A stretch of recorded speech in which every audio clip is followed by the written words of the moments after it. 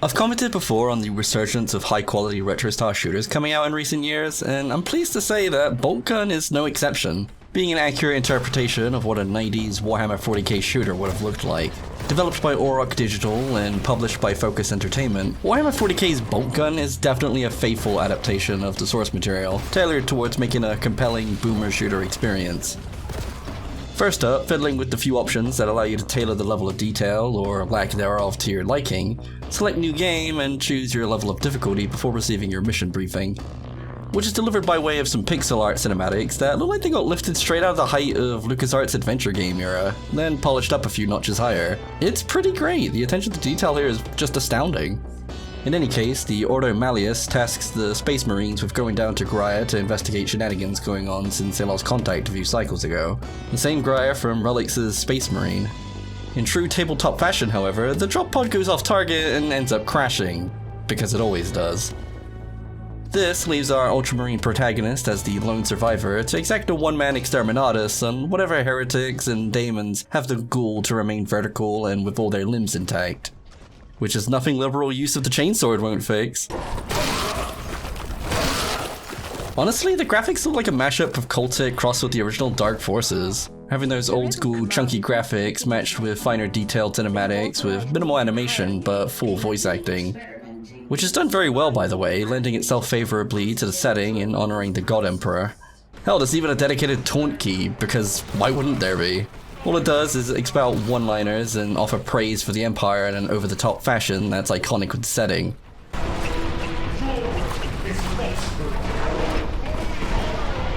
All to do naught but hype up our Ultra Boy as he goes on his holy duty to suffer not the heretics to live. There's definitely a lot for 40k fanboys to gush over here, as the weaponry looks and feels just like one might imagine it would.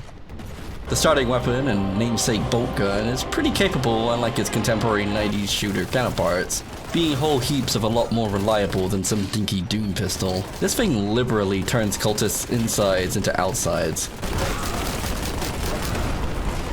Pretty much all of the weapons have this effect, turning the weaker enemies that you'll fight early on throughout much of the entirety of the story into one hit point damage tokens, more or less, serving to knock a couple of hit points off your health or scratch at your armor while you're busy fighting more pressing concerns like daemons and heretic space marines en masse. I have to say that I really like the cry that the cultists give out whenever they spot our big hulking stompy boy, as I can't tell if they're hyped up or legit just freaking out since they know how screwed they are. Stompy Boy is right, by the way, given the level of head-bobbing sway when you start running that really gives the feeling of weight of being a giant bloke in power armor. This can make some of the platforming and picking up ammo or health drops a bit finicky, however, since they'll sometimes be atop small crates and the like, and you have to collide your model right into them to actually pick them up. I do wish there was a little more leeway with recovering resources, but it's not a huge deal, just a minor inconvenience. I do appreciate that there's a dedicated charge button that lets you just mash your massive form into smaller enemies to knock them aside or just jib them outright. It's a really fun feature that also enables you to leap a bit further as well. Beyond cultists and Chaos Space Marines, you also get their heavier variants like Terminators or plasma-wielding heretics, for example.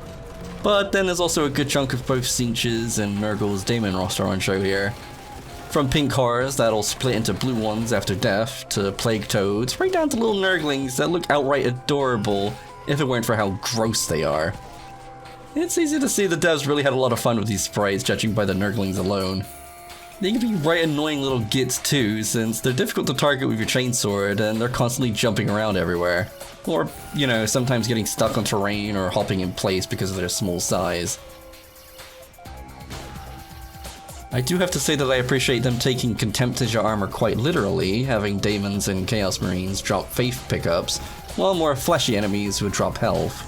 That's a really nice little detail and a good way of twisting and incorporating the newer Doom system style of health drops from enemies. In any case, Nurglings can be a minor nuisance, but they're manageable, but for the first part of the game, I felt the Plague Toads were just the worst, since they're ridiculously tanky to the point of being genuinely annoying at times. And you don't get a reliable means to deal with them early on, so they can make the gameplay feel a bit start and stop now and then, as you have to dedicate a solid 10 seconds of non-stop shooting to kill them with your bolter on harder difficulties. It just becomes a chore. However, the aspiring champion would go on to prove the worst of the bunch, since they're fast, deal high amounts of damage, and have the annoying tendency to just mash their model into yours, so you end up taking that damage without any animation frames in between. If that weren't bad enough, they also have a chance to reanimate and get right back up with some kind of berserker buff to make them even more dangerous. As a rule of thumb, I'll dedicate the heavy bolter or liberal use of the plasma gun until they're just a smoking pile of chicken nuggets. It's the only way to be sure.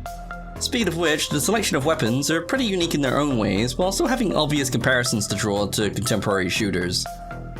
The heavy bolt gun more or less being a chain gun, and the shotgun being, well, a shotgun. It's pretty good at dealing out hordes of weaker enemies, but then there's also the Voltkite Calaveer that acts kinda like the lightning gun from Quake, as well as the plasma gun serving as a standard rocket launcher with its splash damage. Albeit having the tendency to overheat if you hold down the fire button. I mean, it is a plasma gun. It's also the only one to have a noticeable cooldown period after firing it, unlike every other weapon that lets you instantly swap in and out of, so that you can keep up the DPS. I'm not sure whether that's a balance thing or simply an oversight, but it is noticeable. Boltgun also directly lifts the tabletop's rules of weapon strengths compared to creatures' toughness, with every enemy having a visible number associated with them that's listed next to their health bar. You can compare this with the listed strength of your weapon in the bottom right corner. This shows the threshold of damage they need to take before the weapon's effectiveness starts to decline, so a boltgun works well enough against regular Space Marines with a toughness of 4, but struggles against the heavier Terminators due to having a 5, for example. At least that's how it should work in theory. In practice, however, I felt like these numbers were kind of arbitrary or inaccurate at times. A Calaveur's 6 still took forever to chew through Terminators without any upgrades, which we'll get to upgrades in a minute, but it'd still take a full magazine to kill one Terminator. Meanwhile, the Vengeance grenade launcher had the same effect despite being labeled as a free strength weapon. What? And going back to my earlier remark about Plague Toads taking forever to kill, these things have a toughness 3 or 4, yet their health pools are so big it feels like they're wrongly labeled. Early on, you only have the bolt gun and shotgun at your disposal, so coming up against these things felt like the hardest part of the game, funnily enough. It doesn't help that they're often shoehorned into the dedicated purge rooms, where you basically have to kill most of the enemies in order to progress, which felt kind of arbitrary and paused your exploration until you filled up a murder quota, which it didn't help with the feeling of stop and start gameplay that I complained about. In just about every other situation, the heavy bolt gun felt like the go-to solution, since it chewed through enemies no matter their toughness thanks to the sheer amount of ammo and rate of fire that it has. The only drawback, if it could be considered one, is that it has a slower move speed since you have to manually brace it to fire it. But that only makes it feel all the more powerful as you redeem hordes of the Emperor's forward children in Holy Fire, which I'm sad to say that there's no flamer. After experiencing the joy that is cultics burning cultists, they really missed out on not letting us experience that same feeling versus man and demons alike. Give me the flamer. The heavy flamer. At least we've got grenades to blow things apart, which for some reason is horribly restricted to only having 1 crack and 2 frags on you at any given time, which, again, just why? They're pretty easy to find, they're all over the place in abundance, so you can use them liberally I guess, but it just feels so awkward having to then backtrack to pick up more because we can only handle 3 at a time. I can at least see why they kept the Vortex grenade as a secret only weapon, since this thing shreds mini-bosses. They really didn't stand a chance. Suffice to say, jibbing enemies with the plasma gun is always really satisfying. The same goes with the Promethean barrels, which I just wish were interactable. I'd love to be able to toss these at demons, but we're stuck with just shooting them instead. They could also use a more bombastic sprite for when they explode too, for that matter. I've lost count for how many times I misjudged their range and end up chunking myself for most of my health by mistake. In any case, on normal difficulty, the number system more or less doesn't matter, but the higher up you go, the more important these scores should be taken into account. With that being said, and ignoring the few outliers that don't seem to line up with the strength scores, the weapons do feel unique and a lot of fun to use when they're given the right circumstances to excel when paired against the right enemies, so there's none here that feel particularly underwhelming. The standard BFG grav cannon is especially fun to use. It's just a shame you don't get it until near the very end of the game. Thankfully, there's a lot of secrets to be found on every level, which includes special ammo types for the bolt gun as well as the shotgun, that ought to help melt through those stubborn enemies. as well as a machine spirit upgrade that generally increases the effectiveness depending on what weapon you have equipped at the time of picking it up. My favorite probably has to be the plasma gun version, where it gives it 50% more ammo unless you fire it continuously without overheating. That's really useful. Then there's some other power-ups as well, like a damage increase, melee damage increase, and ammo storage boon.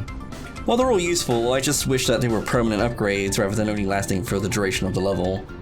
The map design leans into this, having a lot of different hiding spots to find secrets and other much needed supplies. However, at the same time, I feel like the level design suffers a bit from how samey a lot of the corridors and locations look. Don't get me wrong, the game looks great aesthetically, at least in terms of its locations, having a lot of the cathedral motifs and the forges looking exactly like they ought to straight from 40k, but the actual map design can be a bit convoluted or labyrinthian at times, with a lot of verticality to the levels, making it difficult to discern if I've been somewhere or not. Adding on to that, there's no auto map feature, which is just another why moment. There's really no excuse for this. And when the game's got tons of secrets on every level, it makes it way harder than it needs to be to narrow down where they could possibly be hiding, since you can't tell where you've been, what's left to be explored, or where you're even going. Some of the locations do look really good and you play out pretty well, but they're undermined by the repeated issue of where the hell do I go now that crop up nearly every other level. I'm unsure whether it's because I binged this game over the course of 2 days or because of this exact issue, but it was starting to get a bit tiring to navigate the very late stages of the game with how giant they are by then. And finally, Boltgun emulates the tradition of older shooters in taking away all your guns at the end of each chapter, which just feels unnecessary, since back then there were more episodic chapters such as Doom or Duke Nukem 3D. Meanwhile, this is very much point A to point B adventure that it doesn't make sense that all of your armaments just up and disappear for no reason. This simply compounds the issues that I had with it feeling very stop and start and uneven in its pacing. It really didn't need this. In conclusion, with all that being said, Warhammer 40k Boltgun is really fun and pretty fantastic in its own right. It's not only a fun FPS, but it stays faithful to the lore, bolstering a lot of variety in both its weapons and enemies, and the overall aesthetics is spot on. The levels are pretty nice too, if only a bit confusing to traverse at times, and it has a few small hiccups in terms of its pacing that I've gone at length. These issues are all fairly minor, however, and I'm willing to overlook them just because a couple patches can probably fix this, and they're nothing too egregious as to diminish my overall enjoyment of the experience. It plays well and looks fantastic in its own art-stylish way, and it makes you feel like a force to be reckoned with as one of the Emperor's chosen. On top of that, it's priced reasonably at 15 quid for about 8 to 10 hours of campaign time, and for fans of the setting, it's a must-buy. And for fans of shooters in general, you can certainly do a lot worse than Boltgun. As always, cheers for watching, and I'll see you all next time. Until then, keep on smiling, and I'll see you in the next video.